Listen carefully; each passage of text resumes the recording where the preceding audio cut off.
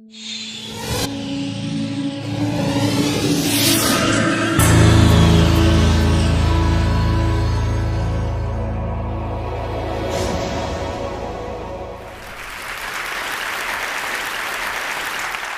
think the beautiful Mullen put it perfectly. Every man deserves the opportunity to grow a little bit of luxury.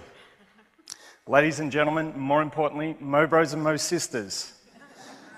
For the next 17 minutes, I'm going to share with you my Movember journey and how through that journey we've redefined charity, we're redefining the way prostate cancer researchers are working together throughout the world, and I hope through that process that I inspire you to create something significant in your life, something significant that will go on and make this world a better place. So the most common question I get asked, and I'm going to answer it now so I don't have to do it over drinks tonight, is how did this come about? How did Movember start? Well, normally a charity starts with the cause and someone that is directly affected by a cause. They then go on to create an event, and beyond that, a foundation to support that. Pretty much in every case, that's how a charity starts. Not so with Movember. Movember started in a very traditional Australian way. It was on a Sunday afternoon. It was my brother and a mate having a few beers, and they were watching the world go by, had a few more beers, and the conversation turned to 70s fashion. And how everything manages to come back into style. There's a few more beers, so there has to be some stuff that hasn't come back. Then one more beer, and it was, whatever happened to the moustache? Why hasn't that made a comeback? So there's a lot more beers, and then the day ended with a challenge to bring the moustache back. So in Australia, Mo is slang for moustache. So we renamed the month November, Movember, and created some pretty basic rules which still stand today. And they are, start the month clean shaven, rock a mustache, not a beard, not a goatee, a mustache for the 30 days of November. And then we agreed that we would come together at the end of the month, have a moustache-themed party, and award a prize for the best, and of course the worst moustache. Now, trust me, when you're growing a moustache back in 2003, and there were 30 of us back then, and this is before the ironic hipster moustache movement.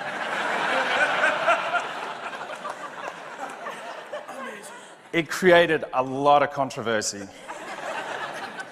So my boss wouldn't let me go and see clients. My girlfriend at the time, who's no longer my girlfriend, hated it. Parents would shuffle kids away from us. But we came together at the end of the month and we celebrated our journey, and it was a real journey. And we had a lot of fun. And in 2004, I said to the guys, that was so much fun, we need to legitimize this so we can get away with it year on year. So we started thinking about that, and we were inspired by the women around us and all they were doing for breast cancer. We thought, you know what, there's nothing for men's health. Why is that? Why can't we combine growing a moustache and do something for men's health? And I started to research that topic and discovered prostate cancer is the male equivalent of breast cancer in terms of the number of men that die from it and diagnosed with it. But there was nothing for this cause. So we married growing a moustache with prostate cancer. And then we created our tagline, which is changing the face of men's health. And that eloquently describes a challenge, changing your appearance for the 30 days, and also the outcome that we're trying to achieve, getting men engaged in their health, having them have a better understanding about the health risks that they face. So with that model, I then cold called the CEO of the Prostate Cancer Foundation. I said to him, I've got the most amazing idea that's going to transform your organization. And I didn't want to share with him the idea over the phone, so I convinced him to meet with me for coffee in Melbourne in 2004. And we sat down, and I shared with him my vision of getting men growing moustaches across Australia, raising awareness for this cause, and funds for his organisation. And I needed a partnership to legitimately do that. And I said, we're going to come together at the end, we're going to have a moustache-themed party, we're going to have DJs, we're going to celebrate life, and we're going to change the face of men's health. And he just looked at me and laughed, and he said, Adam, that's a really novel idea. but we're an ultra-conservative organisation. We can't have anything to do with you. So I paid for coffee that day. And his parting comment as we shook hands was, listen, if you happen to raise any money out of this, we'll gladly take it. So my lesson that year was persistence. And we persisted. And we got 450 guys growing moustaches. And together we raised $54,000. And we donated every cent of that to the Prostate Cancer Foundation of Australia. And that represented at the time the single biggest donation they'd ever received. So from that day forward, my life has become about a mustache. Every day this morning I wake up and go, my life is about a mustache. Essentially, I'm a mustache farmer. And my season is November.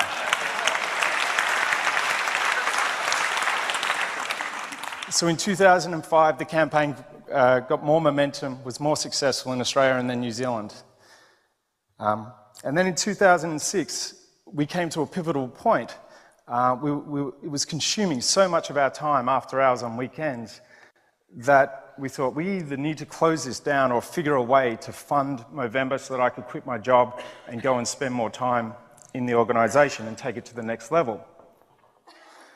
It's really interesting when you try and figure a way to fund a fundraising organisation built off growing moustaches. Let me tell you, there's not too many people interested in investing in that.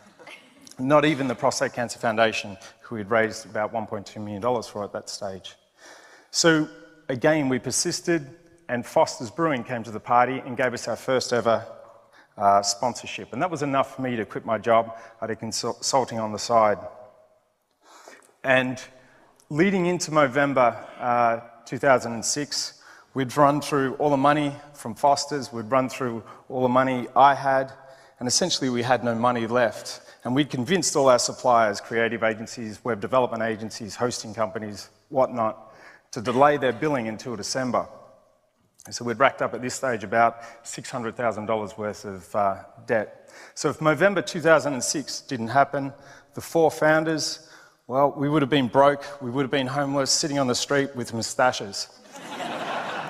But we thought, you know what, if that's the worst thing that happens, so what? We're going to have a lot of fun doing it. And it taught us the importance of taking risks, and really smart risks.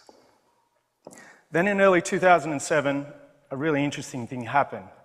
We had Mobros from Canada, from the US, and from the UK emailing us and calling us and saying, hey, there's nothing for prostate cancer, bring this campaign to these countries. So we thought, why not? Let's do it. So I cold called the CEO of Prostate Cancer Canada, and I said to him, I have this most amazing concept. It's going to transform your organisation. I don't want to tell you about it now, but will you meet with me if I fly all the way to Toronto? So I flew here, met down on Front Street East, and we sat in the boardroom. I said, right, here's my vision of getting men growing moustaches all across Canada, raising awareness and funds for your organisation. And he looked at me and laughed and said, Adam, it sounds like a really novel idea, but we're an ultra-conservative organisation. I've heard this before, I know how it goes. But he said, we will partner with you, but we're not going to invest in it. You need to figure a way to bring this campaign across here and make it work. So what we did was we took some of the money that we raised in Australia to bring the campaign across to this country, the US and the UK. And we did that because we knew if this was successful, we could raise infinitely more money globally than we could just in Australia. And that money fuels research, and that research will get us to a cure. And we're not about finding an Australian cure or a Canadian cure, we're about finding the cure. So in 2007, we brought the campaign across here, and it set the stage for the campaign. It wasn't as successful as we thought it would be. We were sort of very gung-ho with our success in Australia and New Zealand at that stage. So that year really taught us the importance of being patient and really understanding the local market before you become so bold as to set lofty targets. But what I'm really pleased to say is in 2010, Movember became a truly global movement. Canada was just pipped at the post in terms of the #1 fundraising campaign in the world. Last year, we had 450,000 Mobros spread across the world, and together we raised $77 million.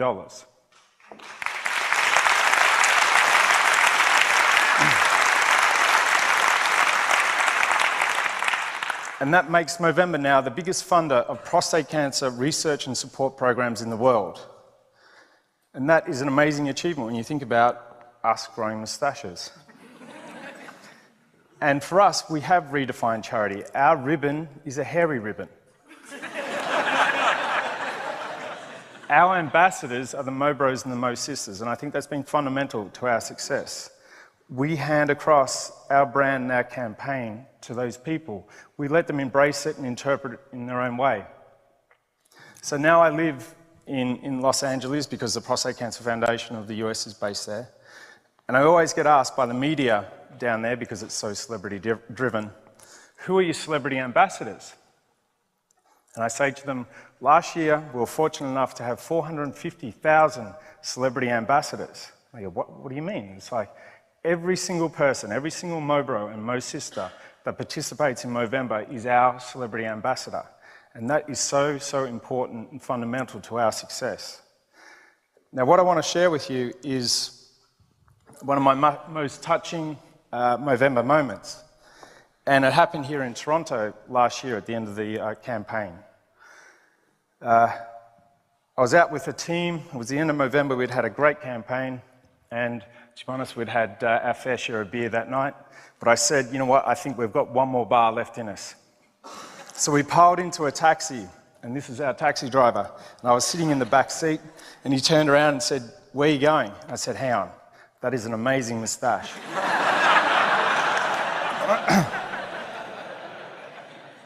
And he said, I'm doing it for Movember. And I said, so am I. And I said, tell me your Movember story. And he goes, listen, I know it's about men's health, I know it's about prostate cancer, but this is for breast cancer. I said, okay, that's interesting. And he goes, last year my mum passed away from breast cancer in Sri Lanka because we couldn't afford proper treatment for her. And he said, this moustache is my tribute to my mum. And we sort of all choked up in the back of the taxi. And I didn't tell him who I was because I didn't think it was appropriate. And I just shook his hand and I said, thank you so much. Your mum would be so proud. And from that moment, I realized that Movember is so much more than a moustache, having a joke.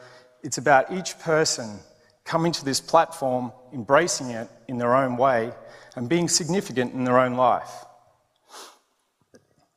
For us now at Movember, we really focus on 3 program areas and having a true impact. Awareness and education, survivor support programs, and research. Now, we always focus naturally on how much we raise because it's a very tangible outcome. But for me, awareness and education is more important than the funds we raise because I know that is changing and saving lives today. And it's probably best exampled by a young guy that I met at South by Southwest in Austin, Texas at the start of the year. He came up to me and said, thank you for starting Movember. I said, thank you for doing Movember. I looked at him and I was like, I'm pretty sure you can't grow a moustache. And I said, what's your Movember story? And he said, I grew the worst moustache ever. But I went home for Thanksgiving dinner, and pretty quickly the conversation around the table turned to what the hell was going on.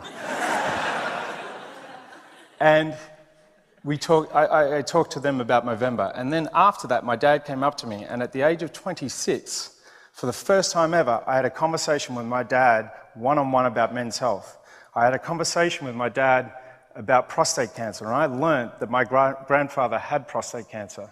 And I was able to share with my dad that he was twice as likely to get that disease, and he didn't know that, and he hadn't been getting screened for it. So now that guy is getting screened for prostate cancer. So those conversations, getting men engaged in this at whatever age, is so critically important, and in my view, so much more important than the funds we raise. Now to the funds we raise and research, and how we're redefining research. We fund prostate cancer foundations now in 13 countries. We literally fund hundreds, if not thousands, of institutions and researchers around the world. And when we looked at this more recently, we realized there's a real lack of collaboration going on, even within institutions, let alone nationally, let alone globally. And this is not unique to prostate cancer. This is cancer research the world over. And so we said, right, we redefine charity. We need to redefine the way these guys operate. How do we do that? So what we did was we created our global action plan. We're taking 10% of what's raised in each country now and putting it into a global fund. We've got the best prostate cancer scientific minds in the world that look after that fund. And they come together each year and identify the #1 priority. And that last year was getting a better screening test. So they identified that as a priority, and then they've gone and recruited now 300 researchers from around the world that are studying that topic, essentially the same topic.